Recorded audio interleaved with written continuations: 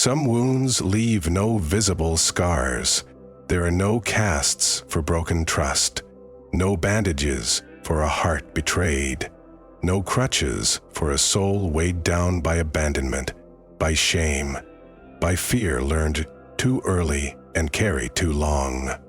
There are wounds we carry not on our skin, but in our bones, in our breath, in the way we flinch at kindness, in the way we brace for disappointment, even in moments of joy. Before we dive deeper into this hidden reality, stay with me until the end, because sometimes the wounds we refuse to see are the very ones that shape who we become. And sometimes seeing them clearly is the first step toward reclaiming the life that was always meant to be yours. Think about it. Have you ever felt an inexplicable fear of closeness, even with people who haven't hurt you?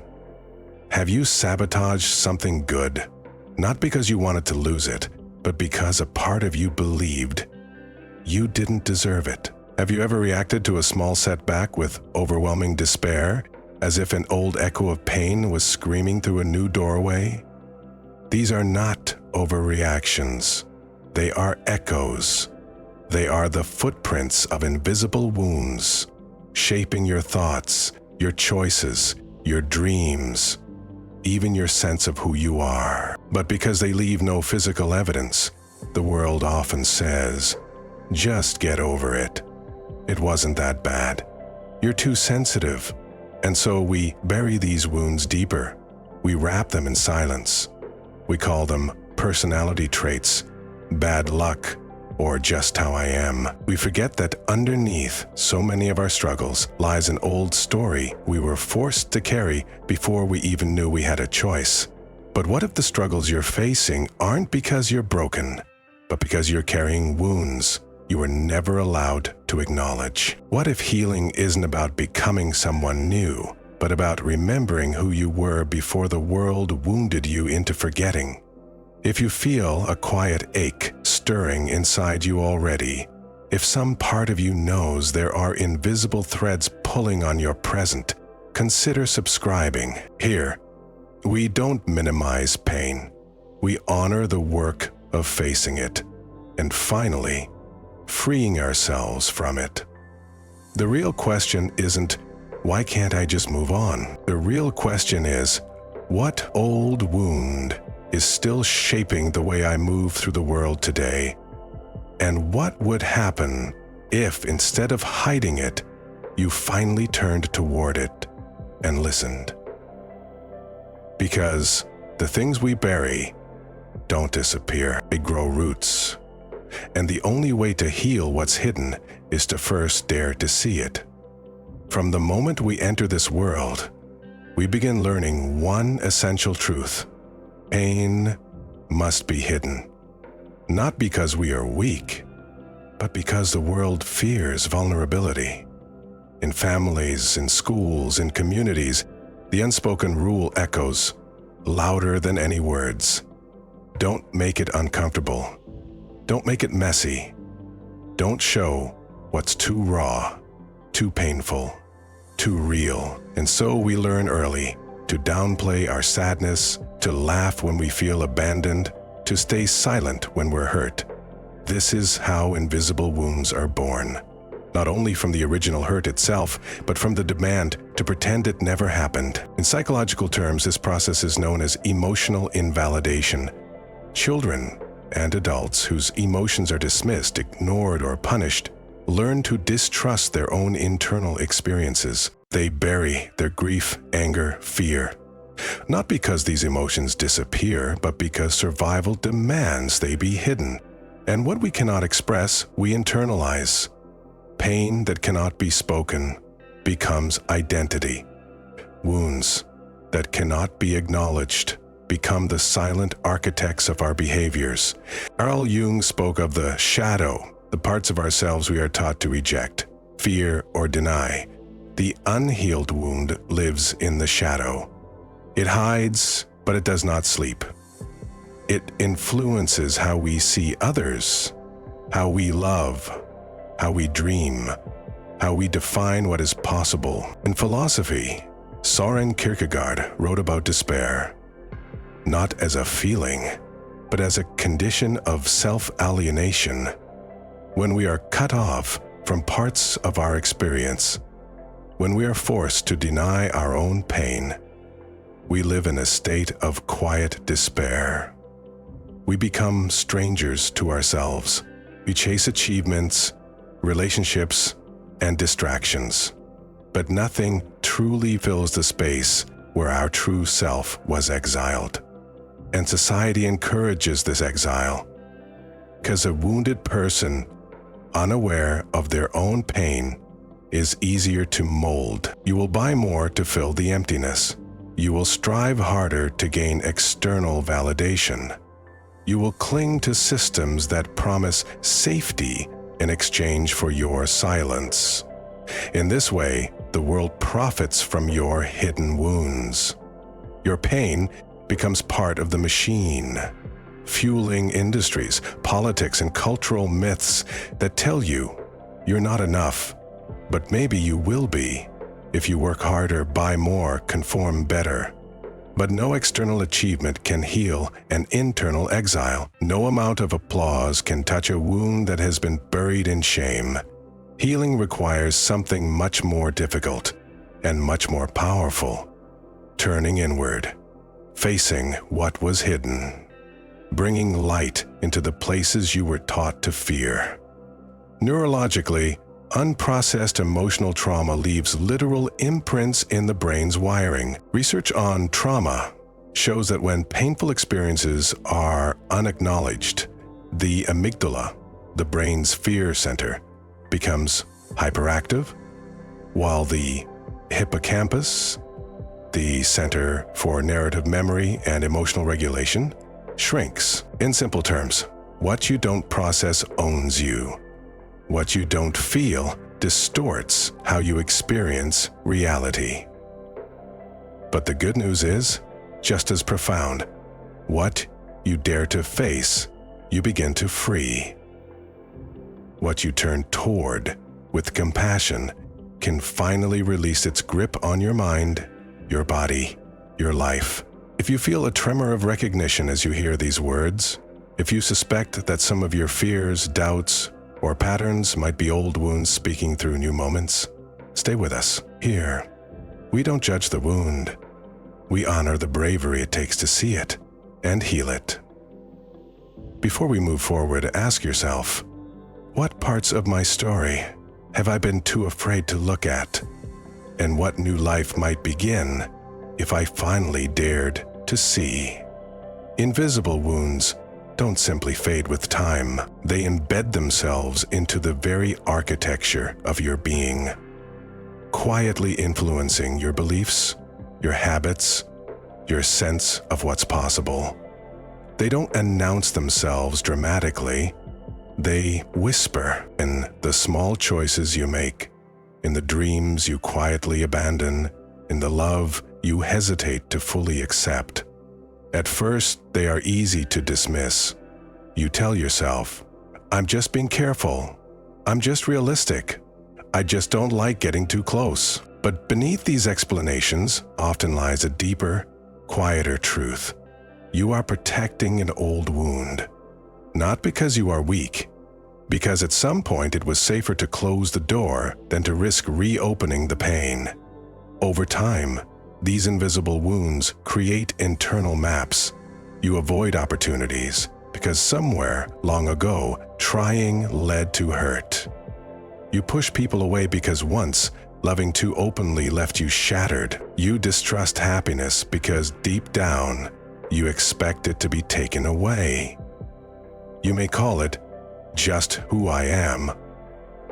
But what if it's not who you are, but who you became to survive? Carl Jung warned, until you make the unconscious conscious, it will direct your life and you will call it fate. Unhealed wounds don't just create pain, they create patterns. Patterns of self-sabotage, patterns of emotional detachment, patterns of overachievement, rooted not in joy, but in a desperate attempt to prove worthiness. And these patterns don't only shape your internal world, they shape your relationships. You may find yourself drawn again and again to people who recreate old dynamics. The distant father, mirrored in emotionally unavailable partners. The controlling mother, echoed in overbearing bosses. The playground bullies, reborn in subtle, everyday aggressions you quietly endure. Not because you want to repeat the pain, but because the wound is trying, again and again, to be seen, to be acknowledged, to be healed. The controlling mother, echoed in overbearing bosses. The playground bullies, reborn in subtle, everyday aggressions you quietly endure. Not because you want to repeat the pain, but because the wound is trying, again and again, to be seen, to be acknowledged, to be healed. Neuroscience shows that the brain wires itself according to experience, especially in early development. If safety was unpredictable, if love was conditional, if trust was repeatedly broken, your brain learned to anticipate betrayal, not connection. And until that wound is consciously healed, your nervous system will continue living in defense, even when the threat is no longer there. Culturally, we are taught to valorize resilience. But resilience without healing often looks like emotional isolation.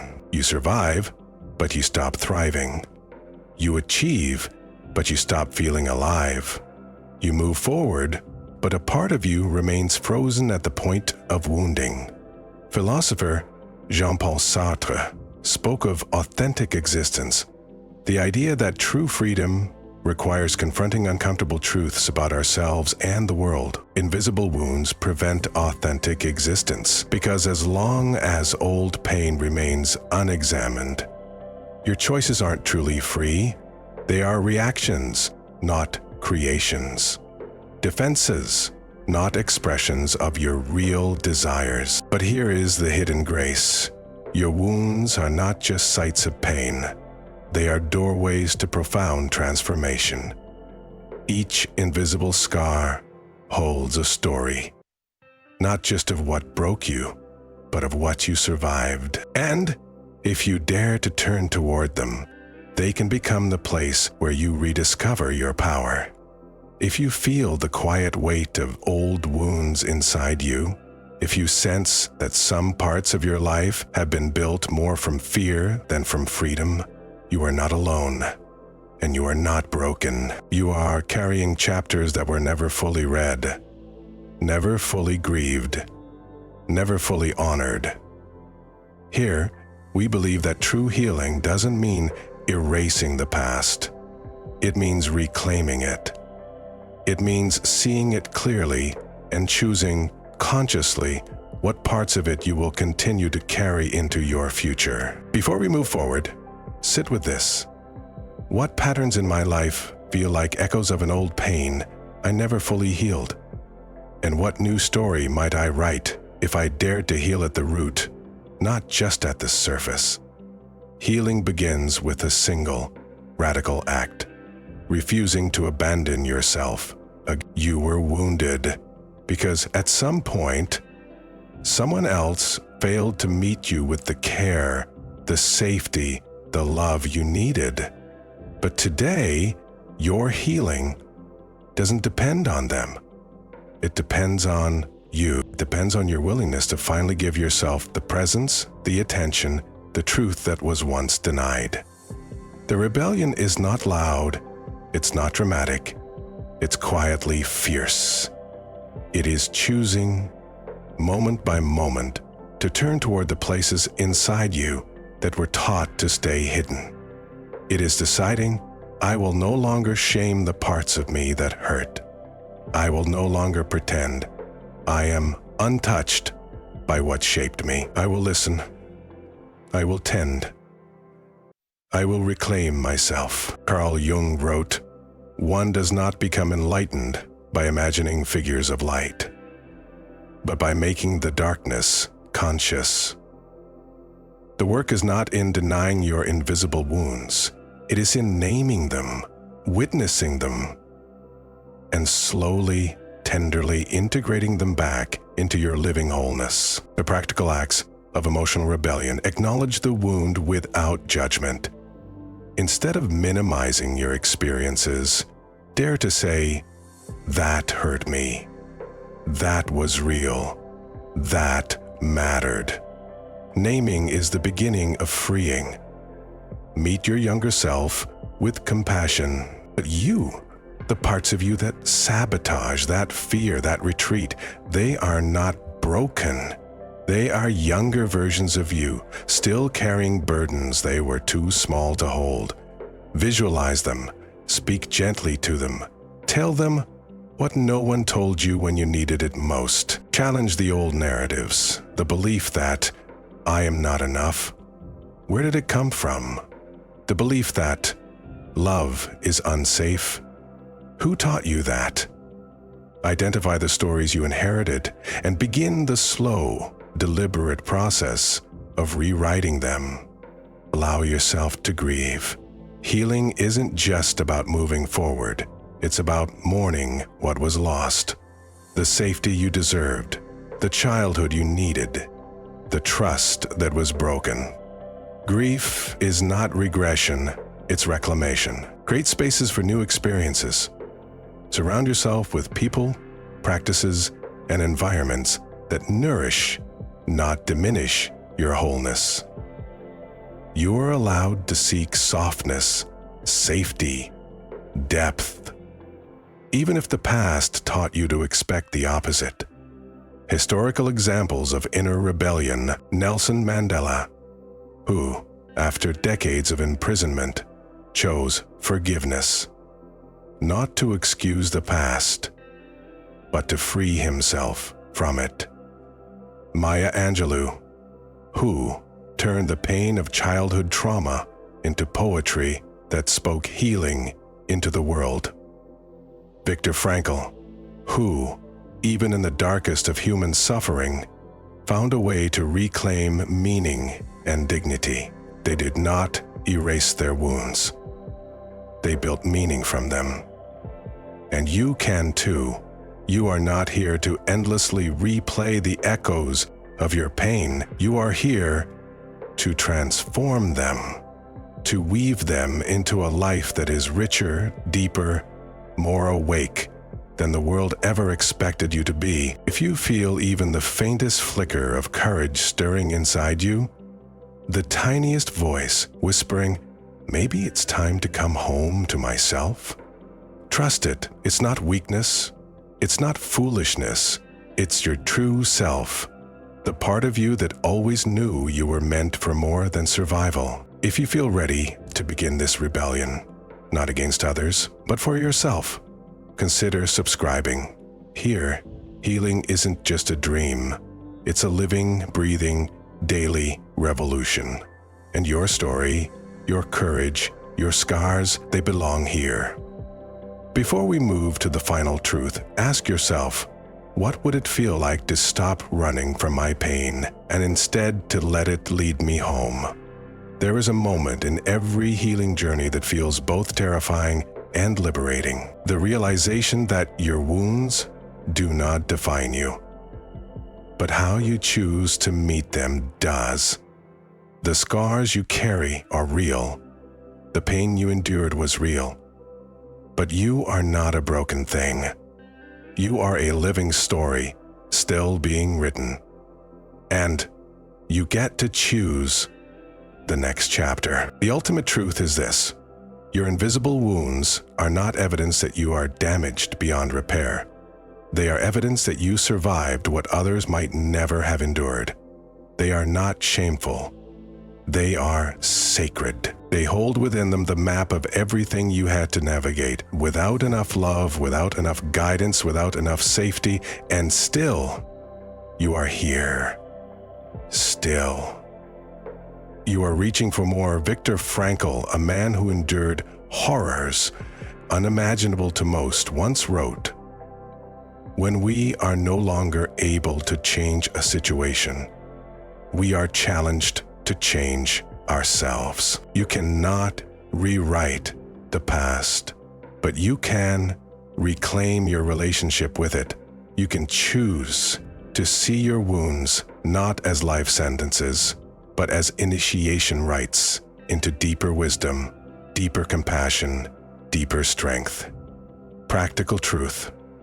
Every time you show kindness to the parts of you that were once abandoned, you rewrite the story. Every time you pause and listen to an old fear instead of silencing it, you heal a fracture in your soul. Every time you dare to believe that love, safety, and belonging are possible, even after everything, you reclaim a piece of your life that once seemed lost forever. You do not have to become someone else to be whole. You do not have to erase your past to be free. You only have to stop fighting yourself. You only have to turn toward the hurt, not to drown in it, but to honor it, to say, I see you, I hear you, I will not abandon you again. And slowly, quietly, like seeds long buried under frozen ground, something begins to grow. Trust, wholeness, a life not built on survival, but on sacred presence. You are not just a survivor, you are an alchemist.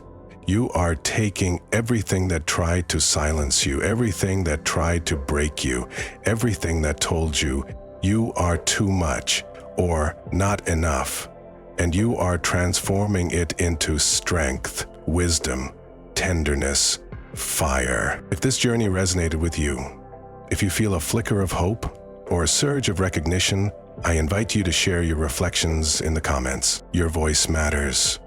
Your story matters. Your healing is not just yours. It creates ripples others can find and follow. And if you haven't yet, consider subscribing. Here, we don't pretend pain doesn't exist. We meet it, honor it, and build lives of radical aliveness through it. Because true strength doesn't mean never being wounded. True strength is being wounded and choosing love anyway, choosing life anyway, choosing yourself finally, fully, fiercely.